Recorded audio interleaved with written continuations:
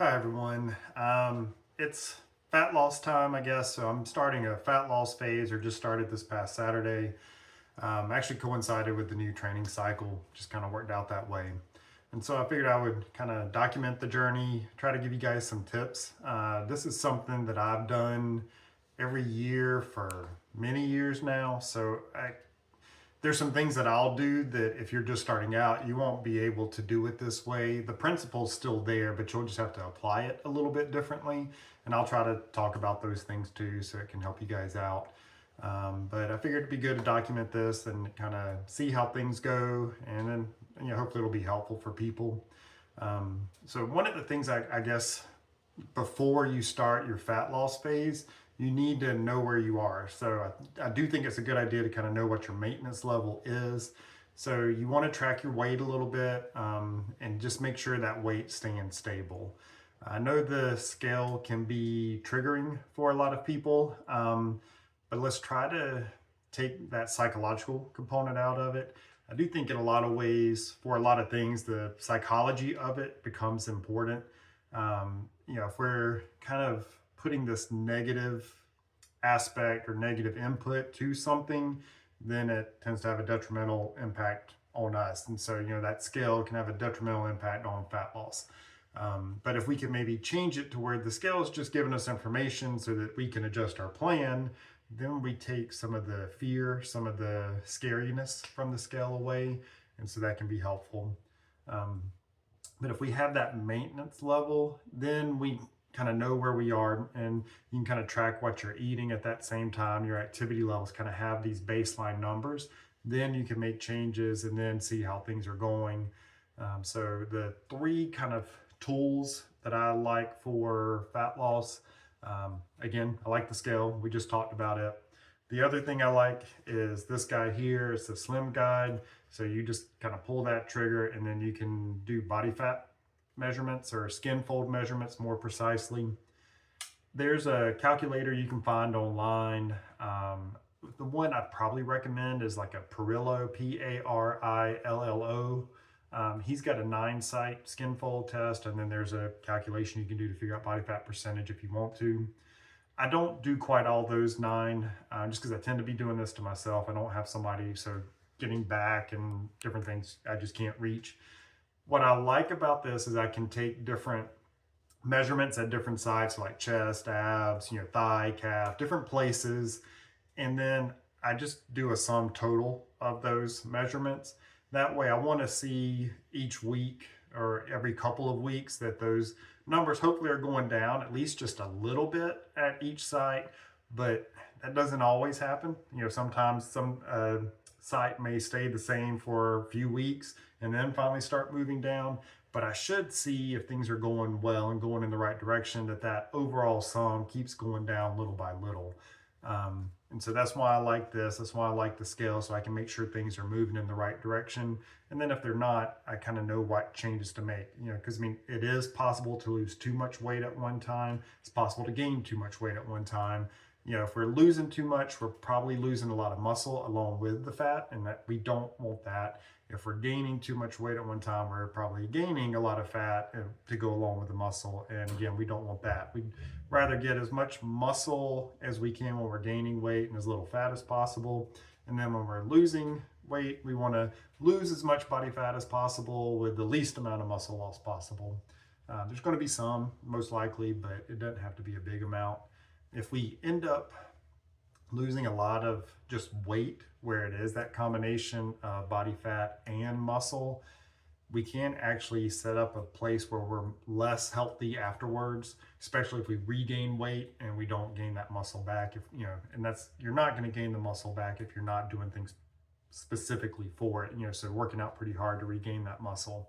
That's why I do recommend lifting weights, whether you're trying to build muscle, so in a mass phase, or if you're trying to lose body fat. And so I guess that's another part of that psychology we need to do. We don't just want to lose weight, we want to lose body fat. And so again, that's why that scale is helpful. It gives us some information, but it doesn't tell us anything or everything by any means. And we also, the other psychology part of it is, I I think a lot of times we think we want to either be a certain weight or a certain body fat percentage. Truthfully, we want to look a certain way. And there's no guarantee that you will look the way you want to look at X weight and Y body fat percentage. So the scale weight may actually be less than what you're thinking, or maybe more. You may need less body fat to look the way that you're wanting, or you may be at a higher body fat percentage and look the way that you want. And so I would just, keep these things in mind. They're just measurements to help us know which direction we're going. Are we going in the right way? Do we need to make any adjustments? They're not the end all be all. They don't tell us everything. And so we're not trying to just get to a certain number. We're just trying to get to where we want to be. The third tool is I like a notebook. If you're just starting a fat loss phase, again, not weight loss, fat loss, and if you've done it before and haven't been successful, or this is your very first time, having a notebook where you can keep track of things can come in very handy. Again, I've done this for years, so I kind of know how much I need to eat. I know how I feel at certain levels as well, so I can kind of base a lot of things off of that. That's not something, well, I could have tried that when I first started doing this years ago, but it would not have been effective. I wouldn't have gotten anywhere. And so that is something you kind of learn in time. After you measure things enough, so I would recommend, probably measuring food and things like that so you can track it for a little while. After you've done it consistently for a period of time, you should be pretty close eyeballing things. And so for normal people like me, being close is good enough. I don't have to measure everything precisely. I'm not trying to be on a bodybuilding stage or something like that. So again, I don't have to get to a certain body fat percentage or anything. I just want to get to a place where I'm leaner than I am now and feel like I look good and I'm healthy at the same time too. I don't want to get to the point where I'm so lean that I'm not healthy. So I think that's where people kind of get caught up sometimes too. They think, oh, well, the skinnier you are, the leaner you are, the healthier you are. That can be the case up to a certain point, but once you get past a certain point, you're actually not in a good health area. The same on the other side. If you're too heavy, have too much body fat, there comes a point where that's not healthy. But there's a good range where we can be healthy and the body fat can be different, our weight can be different. And we want to be somewhere in that range. We don't want to be at the big extremes on either side. But having that notebook can help out. So like with the scale, for me personally, it does not affect me from a psychological standpoint. I see it as all of this is an experiment. And so that might be a good way to look at things and kind of change the psychology of it. It's an experiment. So we're going to change a variable and we're going to see what happens. And a scientist isn't tied to the result. They just want to see what happens. And then based on what happens, they can change things. And then again, see what happens. So we want to assess things, make a change, reassess, change if we need to, or continue on that same path. And so for me, I will weigh every single day in the morning, kind of trying to keep as many variables the same. So try to do it when I wake up, after using the bathroom, that kind of stuff. And then I just write it down. And so each week I'll take the average of that. If we just weigh once a week, it can throw our numbers off. We may think we're not making improvement when we actually are. Our body weight fluctuates a good bit. It can be based on food that we eat, activity, salt, all kinds of things. For me, one of the stories I'll share a lot of times is, I think I posted this on Instagram a while back where you can see the scale, but it was from Saturday morning is normally when I'll do the body fat or skin fold measurements. And so that morning, my weight was whatever. Well, normally on Saturday, I will eat more food than I do during the week. So that's one thing I like to do. I like to have kind of less food some days and then more food other days. And a lot of natural bodybuilders think do this. So like maybe less food Monday through Friday, and then a little bit higher food intake Saturday and Sunday. And that worked well last time, so I'll do something similar this time. But I had a really, really big eating day on Saturday, and so my scale weight the next day was up 8 pounds. I don't think that's typical for a lot of people, but that was the case for me. I did not gain 8 pounds of body fat in a day. I did not gain 8 pounds of muscle in a day. I might have gained a little bit of muscle, a few grams. I I doubt I gained any body fat, to be honest with you, in that time frame. But that increased weight was due to more food being in my stomach. And then with it being a higher carbohydrate day versus those other days, I had more carbohydrates going into my muscles in the form of glycogen, but that also brought in a whole lot of water as well. So most of that was fluid, the vast majority of that, because within what, 2 days, maybe 3 days at most, I was at that same average weight or less. So that's why I wouldn't get too concerned about the scale. And that's why I look at it as it's interesting to me. I want to see what happens. But yeah, definitely depending on what I eat, a change of 2 pounds or so, that's easy to do.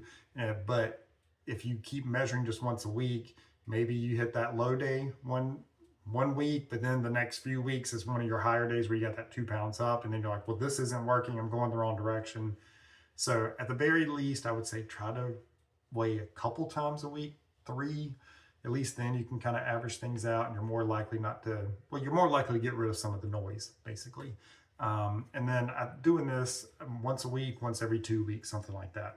And again, we just want to see those numbers kind of steadily go down. And the other thing I would say is, again, going back to that kind of maintenance, if you know where you are, you kind of know what little cut to make. We don't have to make huge changes, especially initially. We just want to get something that gets us started. And so I'm coming out of a mass gain phase, so I've been eating more than I would at just a normal time frame and trying to gain weight. And so cutting calories actually feels pretty good right now because they're not cut severely. And it's funny how that works. If you go through a long time of eating more, then you look forward to not eating so much. But then definitely after you've been eating less for a while, you look forward to eating more. So the psychology changes both ways. So right now, I'm just going to cut out a little bit of food each day. On the weekends where I normally eat more and have harder workouts, I'm not going to eat quite as much on those days. I've been doing too. And then my step count, the past little bit, while I was kind of maintaining my weight, and I was maintaining around like 208 or so, which is the heaviest I've been. So the step count was probably about 8,000. So I'm going to increase that a little bit. I'll do 10,000 steps. And I like walking, so I'm not trying to say everybody needs to walk 10,000 steps. You need to find some kind of activity you enjoy just to keep moving some. I've got another video talking about activity and movement and how it relates to health. That's one of the reasons why I really like just walking.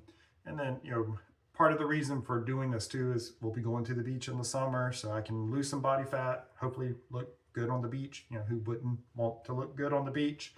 And in the summertime, I really like walking. I like being outside. I like the sun exposure. And so I do end up walking more and more just as that time frame goes on because I enjoy it. Not because I think we need to get up to some extremely high step count to lose weight or body fat or anything like that.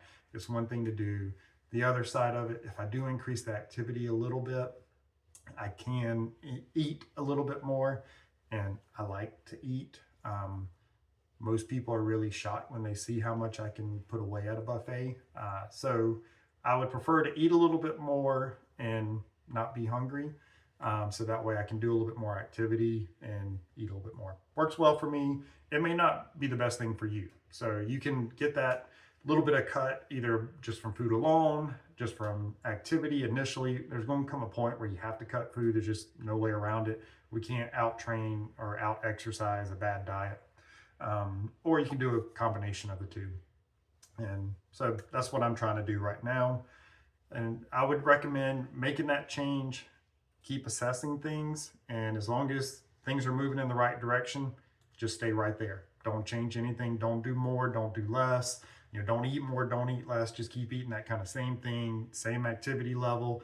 Once the results stop, that's when I'd make a change. One of the things I've done in the past is kind of keep making small changes each week. And I mean, it did work. I did keep losing body fat and stuff, but I think then you get to a point a lot sooner where you really can't cut calories and things any lower. And so I don't recommend doing that. Last year, I did it much more just when I needed to. And I never really got too tired at the end either, which sometimes you can get really ragged by the end if you're trying to get very lean. And again, we don't need to get very lean for health. So I don't recommend that for the average person, period. Again, if you're a bodybuilder, fitness competitor, you're going to have to get to some very lean levels. That's just the job. But for us normal people, it's not the job. We don't need to do it. So that's kind of how I'm starting things now. Again, I think if you're doing it for the first time, track it. So know kind of how many calories you're losing. And depending on size, I'd say a good starting point is like maybe 300 to 500 calories per day. Yeah, if you've been only eating 1,500 calories per day, you don't want to cut 500. That's just way too much. I would say if you've only been eating 1,500 calories a day, you might want to try to see if you can get that up a little bit. Because again, if you can start at a higher calorie count, when you cut, you'll feel a whole lot better. If you're already low and having to cut, it's just hard to feel good when you're not getting that much food coming in. One of the other things I like to do, again, it just works well for me. I'm kind of okay if I'm a little bit hungry during the day.